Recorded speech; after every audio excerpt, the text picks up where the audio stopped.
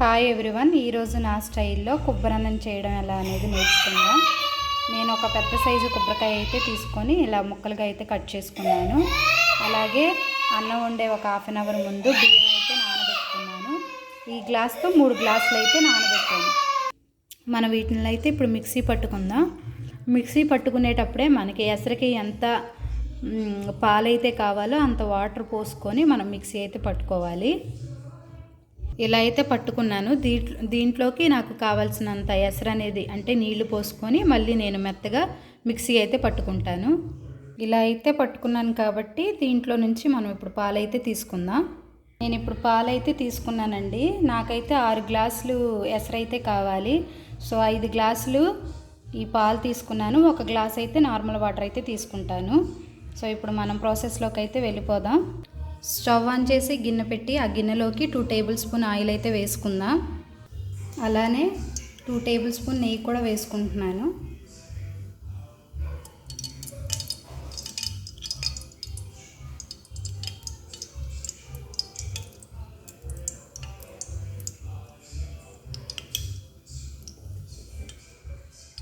ఉల్లిపాయలు, పచ్చిమిర్చి, అలానే యాలకులు, తర్వాత చెక్క, లవంగాలు వేసుకుంటున్నానండి.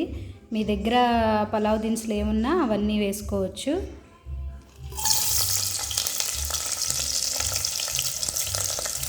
వీటిని ఒకసారి కలుపుకుందాం.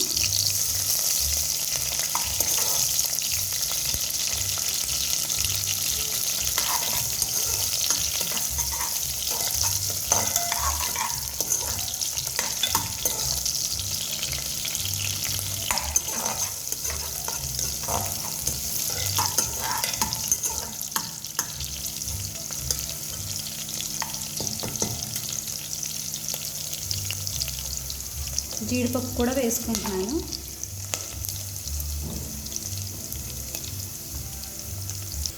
అలానే అల్లం వెల్లుల్లి పేస్ట్ కూడా నేను ఒక 1 టేబుల్ స్పూన్ అయితే వేసుకుంటున్నాను.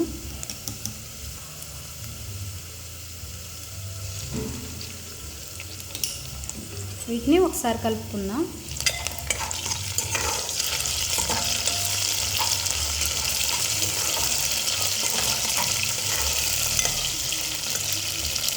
ఇప్పుడు మనం 5 గ్లాసులు పాలైతే పోసుకుందాం.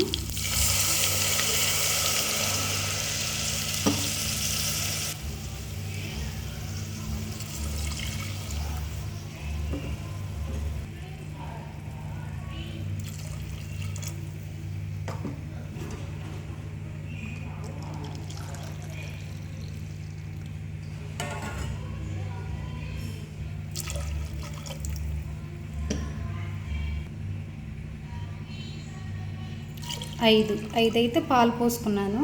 ఇప్పుడు 1 గ్లాసు వాటర్ వేసుకుందాం.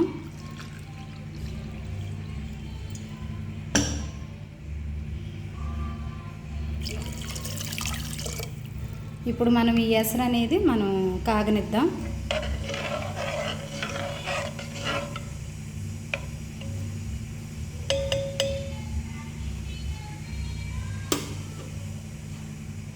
మనకి ఎసరైతే కాగుతుంది కాబట్టి దీంట్లోకి మనం ముందుగానే నానబెట్టుకున్న అన్నం అయితే బియ్యం అయితే వేసుకుందాము.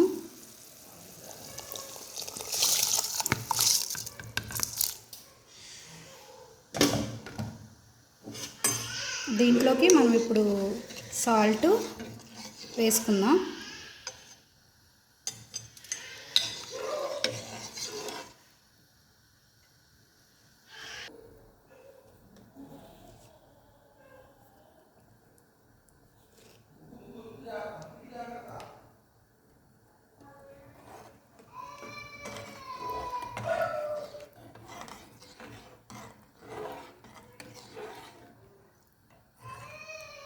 ఇప్పుడు మనం మూత అయితే పెట్టుకొని ఈ అన్నాన్ని ఉడికించుకుందాం.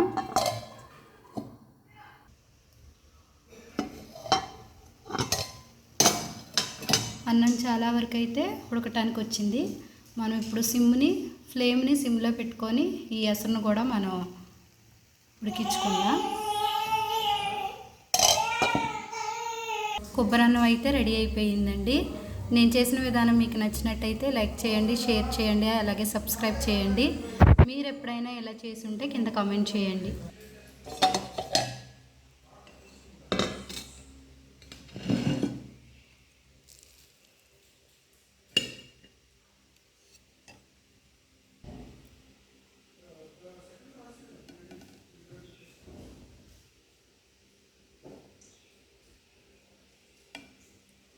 Thank you for watching.